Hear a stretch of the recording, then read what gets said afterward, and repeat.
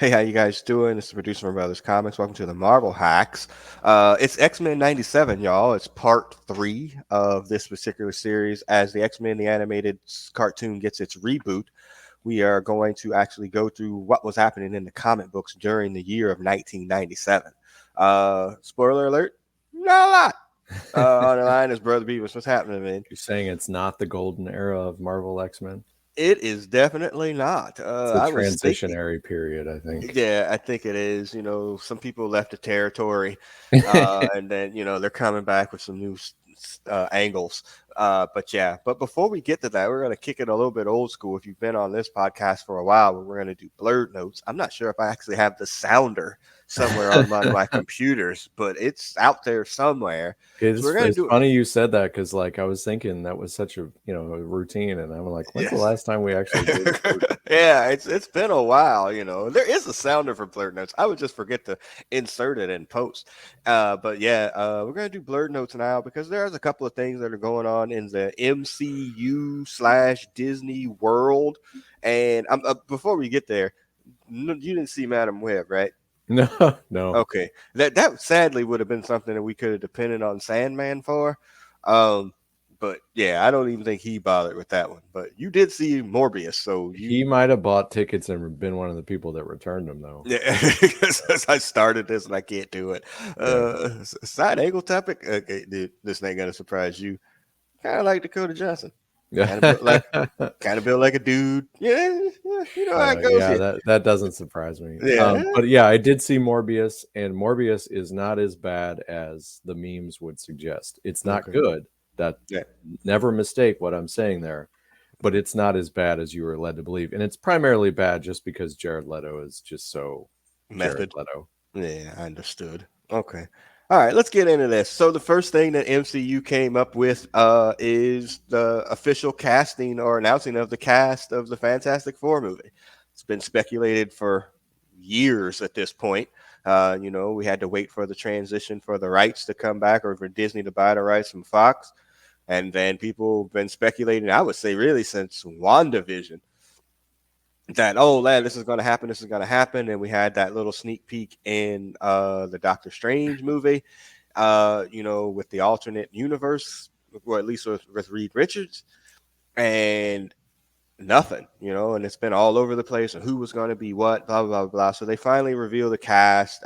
Pedro Pascal as Reed. That's been out there most recently.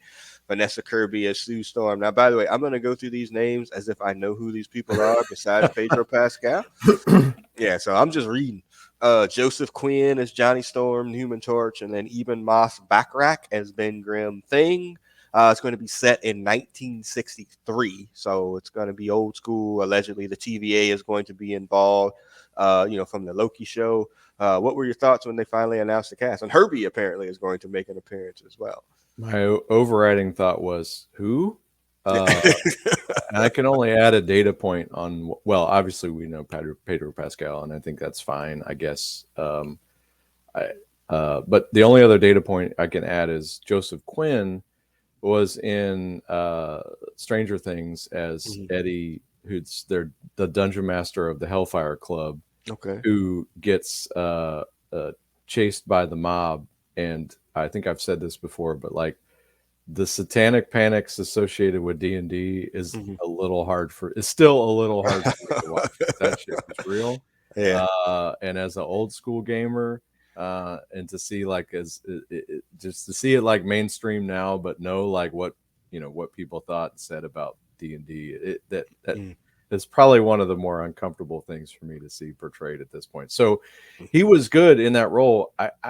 I still, I mean, I guess with this haircut in this picture, I guess I could see it, but I don't equate him in any way to Johnny Storm. So he must have had, I don't, you can't call it stunt casting. So apparently they thought whatever he did was good. And then, with the Thing casting, it's like, well, you're going to be mostly orange. So I don't know I don't know what it takes to make a decent Thing or whatever. I thought Michael Chiklis was fine, Yeah. even though he was wearing a lot of foam rubber. But by the same token, there was a certain I don't know, there was a certain advantage to using practical versus just the CGI that we saw in Fant Four Stick. And then as far as Vanessa Kirby, I don't know her.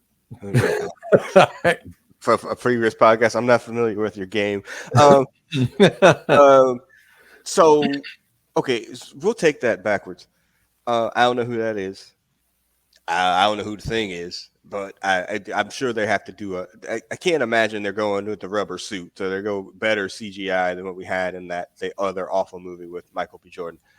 Um, we have affectionately nicknamed Johnny Storm Dickhead Johnny Storm on this podcast. So does Joseph Quinn has the ability to be a dick? He was the smarmy pot smoking high school kid. Okay, Um, so so maybe. yeah, okay. And then Pedro Pascal, generally, I like him in almost everything that he's in the nerd related universe. He would not have been my first choice for Reed, though. Yeah. It just doesn't really. And again, people, oh, where's Pedro Pascal? Is he Mexican? I don't even know.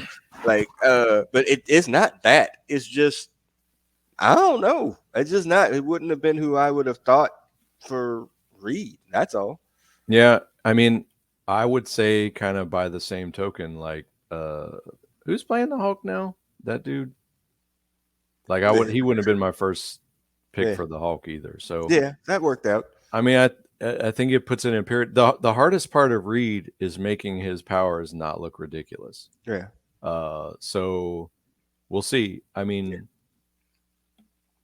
He needs to be kind of a dick too, and that's not really Pedro yeah, Pascal's lane. He's very likable and damn near everything. yeah. And he's needs to be kind of a jackass too. So, But this does tell us it's going to be it, or it should be a Reed centric movie, right? mm, Because he's yeah, clearly the star, hmm, the person that most people are going to recognize. right, And so, if it's not easy, I mean, I'm sorry, it's not hard to get Johnny and Thing like serviceable and enjoyable.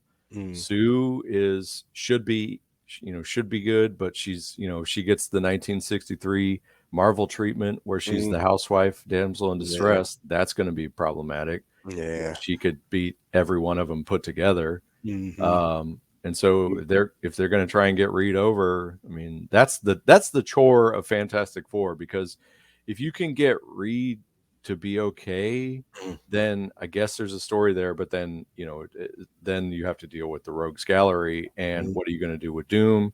And are you going to use the Doom bullet first or no? I yeah. hope that Doctor Doom is not in this. Yeah, I would pray that he is not either. We've talked consistently on this thing for the 7, 10, however many years we've been doing this about how Fantastic Four kind of sucks. Hmm. Like, I mean, Marvel's first family, blah, blah, blah, blah. But the books, at least of the recent years, and I'm talking recent since the 90s, kind of inconsistent.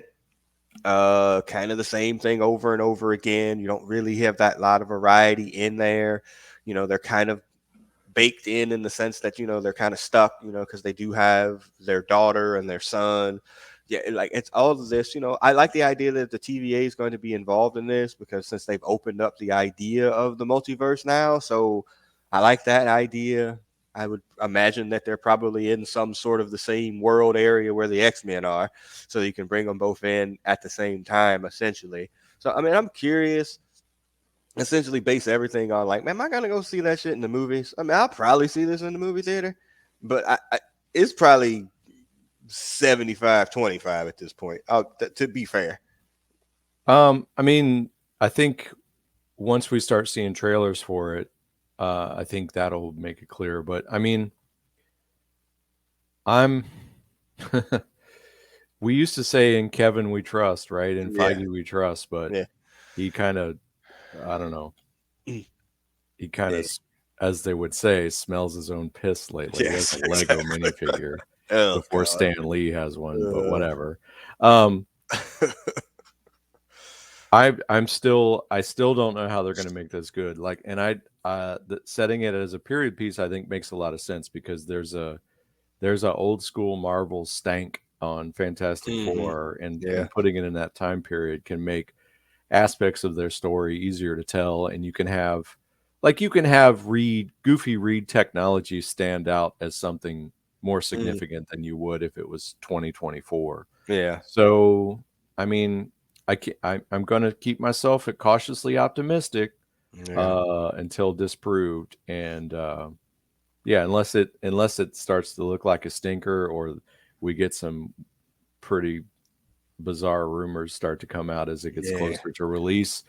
If we're still, unless we're crossed arms by yeah. the time it does come out. I- it's got a May 25 release. I'm like that. Unless they've been shooting backgrounds and all of that already, that seems a little soon.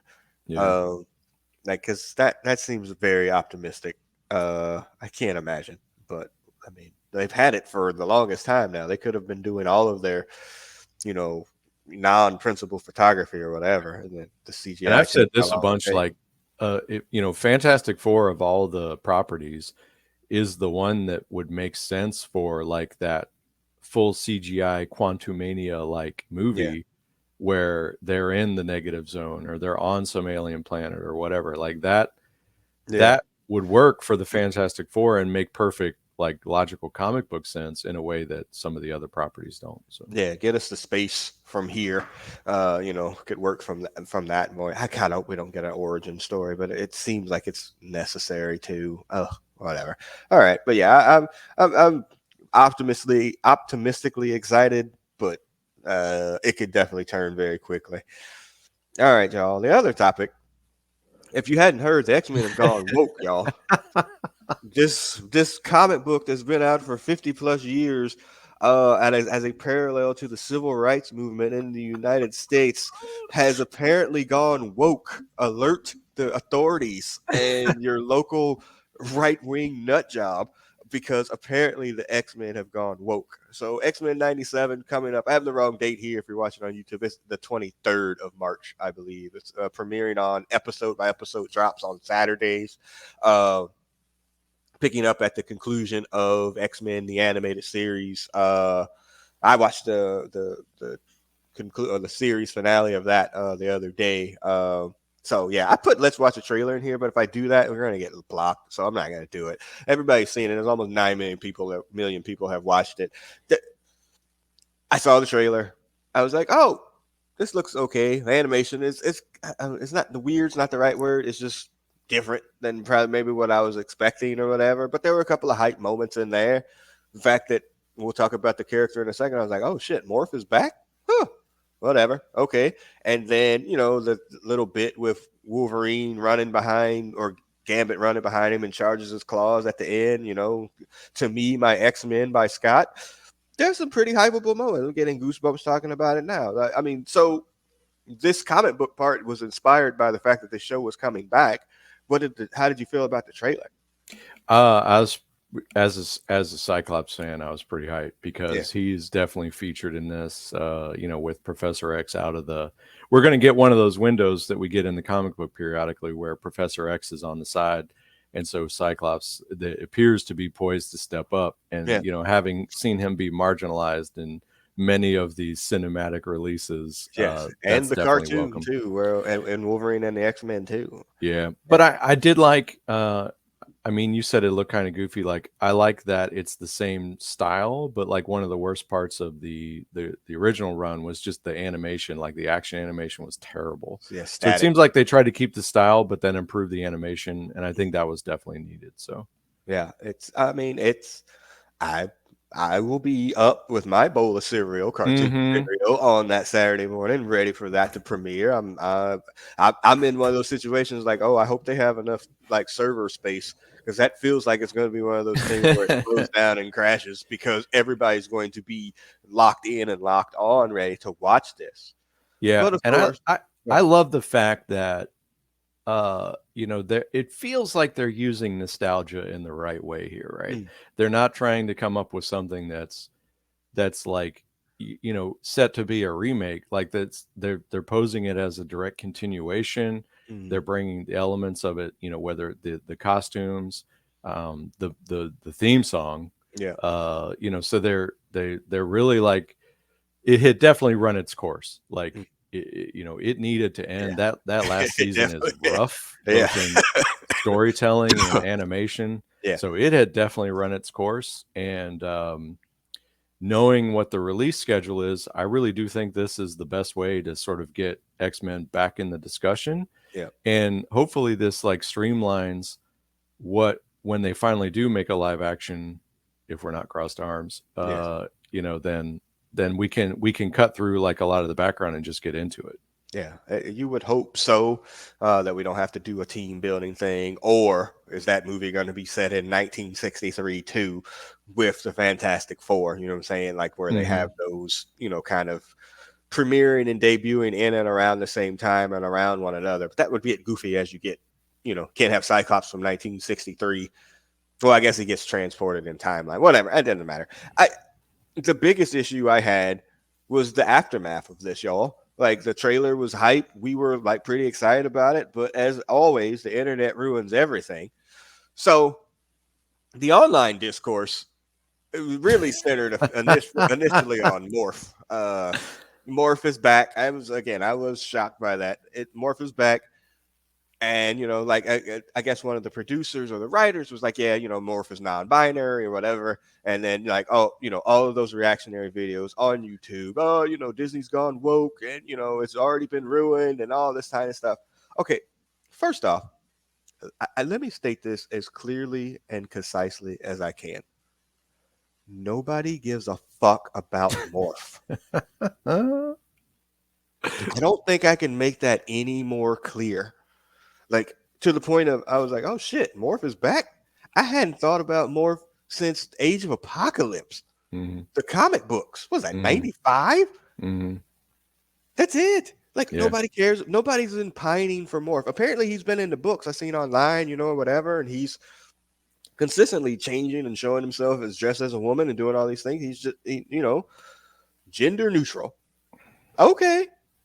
Why would anybody care, man? Tell me why anybody would care about Morph. Yeah, and like he's a character so minor they had to change his name to avoid copyright conflict to have like I don't know who the candidates were for whoever. Oh no, I think they did see that they were going to actually put Thunderbird in it and kill Yeah, him off consistent with the comics, but they're like, yeah, we probably can't kill off minority characters like right away. yeah. Uh so like they had to recycle the changeling, but they can't call him that because that's Beast Boy's old name, so he became Mm, Morph. And like he wasn't the best part of that show. Like the no. fact that they killed somebody was Well, the best part of killed. that show because yeah, Yeah. because that was like wow, this is a Saturday morning cartoon and he just got like obliterated by Sentinels. This shit just got real. And then Mm, his return arc was whatever. He was fine. But yeah, I I only care about him because he was in the show. I have no vested interest in him, and it makes perfect sense. Like his this ability is to change everything about his body, and like correct. they portrayed Mystique as you know gender fluid in terms of shape, but also a lesbian, and Hmm. it's not like this is just this unprecedented thing. Like Yeah. why must he be why must he identify as male? He can change everything about himself. Right. And the online discourse is, oh, well, the X-Men was always, it was more subvert Oh, about them being that minorities. I was like, have that, you lost your that fucking yeah. mind? Yeah, they if it was in any way subtle, it was because they were pushing as hard as they could up to the limit of what they felt like they could get away with Correct. in the 60s and Yes. forward, right? So, Yeah. yeah. It's insane. I'm like, like, what comic books did you read? Yeah, it's like anyone who says this, like the first response should be, "Have you ever read an X-Men comic book?" If not, Yeah. then never speak to that person again because they're Yeah. just trash. My tweet that got some traction on there, I was like, white people complaining about this is like them listening to the words and not the beat when they dance. Like, Mm. dude, you have no idea what the fuck is happening here. Like, what are you doing? Like this is it's been overt. It has been plainly stated about this. Now, again, we've talked about most recently about like it's kind of weird to have that dynamic in a world where everybody, well, not everybody, where there's so many superheroes. Like, yeah, we're cool with Thor, but we hate these dudes. like, oh, because they were born that way. It's a little bit whatever, and I Yeah. think they've tried to push back a little bit about that, a little bit, especially during Krakoa. But like nobody cares about Morph, man. Hmm. So then they moved on from Morph, and then there was more animation. And again, if you're on YouTube, they released this thing of Storm, and they were like, "Oh, she's looks like a man now." I'm like, I can't with Yeah. people. I just can't. Like it. You can't tell me that there isn't dark money. I don't even know if it's that dark. I don't even know if it's that dark, but there's dark money Yeah. in coming from somewhere that just shoots this shit out Yeah. for engagement and for profit, just to like to take the piss out of things that people might enjoy. I there's definitely a narrative that's looking for a home. Mhm. And we have found repeatedly, whether it be video games, movies, cartoons, comics, whatever, like that frequently provides a a home for a narrative that was going to find a home someplace else, and it's looking for Mhm. anything with engagement. And the downside of a lot of this stuff that forever has been marginalized becoming mainstream is now that it's a target to spread the narrative that's Mhm. going to exist, to try and influence stupid people. Yeah, I mean, and they are stupid because but- and and it feels like initially, I think, I mean, if we go back for the years, I'm like, this is just fake engagement. Like people are Yeah. just, whatever. But over time, no, I really think these people believe this shit. Like I think if you freaking echo chamber yourself Oh yeah, enough yeah, on like this stuff on YouTube, yeah, like you will really start to believe yeah. this crap. Totally, yeah, yeah, Yeah, like you really will believe that the X-Men were never really about like you know, social dynamics and exposing racism and prejudices or whatever. Like you would really start to believe it. yeah. And There's a self-licking lollipop to this. It's like you seed it with something, and then people that are just like you said have echo chambered themselves mhm, will just then find places to spread that message. So, right, yeah, and and go ahead. Sorry. and I was going to say, putting pants on somebody does not make them look like a man. Like that picture does not make me be like, ugh, Oh, yeah, I'm exactly. gay because I like Storm. No, Yeah, it's still because hot as fuck. And yeah, obviously, exactly. we know, having Yeah, read the books, exactly where this look stems from. exactly. It's insane that they've gone to this point, and it's like were you? It has to be like, oh, you were born in like when the X-Men animated series came out. So what would that make you? What, 20, 30, 94, Well, it came 94, out in 95? 92, right? So No, no, it, it 94. ran for 5 years. Oh, okay. So yeah, you're right. So 92, what, 2002, So 22. you would So be you're what? 30 now, right? Yes, ish. Right. Yeah. So it has to be the people under 30 that are just that grew up on the internet that didn't need to read the comic books because you had the shows and the movies. And then you wouldn't have Maybe. to, you know what I'm saying? Like nobody, God, you wouldn't think anybody over the age of 40 would be this stupid, but Well, apparently I mean, they are. I mean, I would think that like the more racist, sexist stuff is going to come from older people, but I don't know. Yeah. Ugh, God. Yeah, whatever. And then the last one, this is for us. Like, Oh, let me jump in on this one more time. So, go ahead. like the disturbing part about this picture is, if we recall, uh, in the books when Storm changed her look, she was mammying Kitty Pryde at the time, Mhm. and Kitty Pryde was outraged that she had lost her mammy. And to Yes. see Jubilee, which is our Kitty Pryde stand-in, Mhm. seemingly pleased with this change in Storm, now I feel like they've missed the point of like, is she still mammying in Yeah. this look? Yeah. I don't understand Yeah, exactly we'll what's have to happening. So find out. Yeah. Again, I I can't wait till that Saturday. hmm. Honestly, I mean, I'm really excited to just be like, to watch this with my kid and be like, oh, this is going to be something. I've tried to go back and watch that final season because it looks like Xavier's back in charge. Xavier goes off with the Shi'ar when he gets sick, which again is a comic book lift, Mm. and Magneto's back and going to be doing something at the school. So essentially, we're at X-Men 200. Where are these stories coming from? Are we doing like direct lifts from the comics like we did, or are we starting to just make shit up? Like that's the part that They're doing scares me. Madeline Pryor. Okay, I didn't hear The that. Goblin Queen's going to be in it. Nice. I think there's a trial of Magneto coming. That would be right on the thing Yeah, there from where we yeah. are. So, and then what's the rating here? Oh, I don't Like off know. the top, I thought was it TV 14. So I'm kind of curious. I mean, again, I'm hoping that they have figured out a way to be like, look, this is a because as much as we like the original one, it is kind of kid. We're like in our mid 20s. We're kind of like they were kind of kid stories that we could kind of latch on to. Like there's a more mature voice that you could tell without making it over the top. Like I wonder if they will adapt to the audience that watched the show, not trying to make the show for like, you know, 12, 13, 14-year olds who, at that point, what do they care about the X-Men? Knowing the audience of who's actually watching this. So it's the person paying the bill for freaking Disney Plus, Mm. not the person necessarily watching it all of it. So Does it come on like actual Saturday morning? Is that like when it, I or is think it it's going coming? to premiere like the episode will be available Saturday morning. Great. I like that too. I mean, Yeah, I because do, we've and we've episodic too. Yeah. yeah, we've lamented like the loss of Saturday morning cartoons in Mhm. another one of our threads here. So Yeah. that I like that. Yeah, I do too, and the fact that it is episodic, like Hmm. because again, I binging has its purposes for certain shows. I don't know that Saturday morning cartoons are it.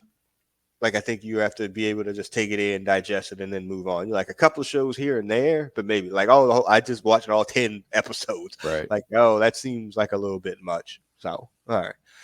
Again, then the other thing to we said on if you're watching online, the rogue discourse, that she lost all her cakes. It's like what happened to Rogue's cakes? That's more for us than anything. And it's so It's funny that it's that people like going off and making all these threads about this online, and we're talking about it too to be stupid, but like it was like one frame 25 years ago. And people still remember it. So I was just saying. it's like universally like etched in memory. Like, Yeah, oh, because yeah, it, because every nerd was watching it. It was like, hey, whoa, whoa, whoa, whoa, what happened to Rue? Why is she all caked up? Oh, goodness gracious. So they sent y'all that one where they had switched the roles or where but it was yeah, like apocalypse. the Yeah. apocalypse all caked up. Good stuff. All right. So yeah, again, if you're listening to us, you're probably not stupid. The X-Men been woke since its inception. It was created to be woke. If you want to use that word, which you shouldn't be using anyway, it was meant to be able to push you beyond thinking what you were thinking. Again, people that think the X-Men are woke cheer for the Empire. It's Star Wars. Yeah, there's no doubt. They're like, I love Luke Skywalker, but you were But I actively think cheering Emperor for the Empire. Palpatine had some good points. Yeah, exactly. No, Palpatine was misunderstood. The trains were running on time. All right. Awful. All right.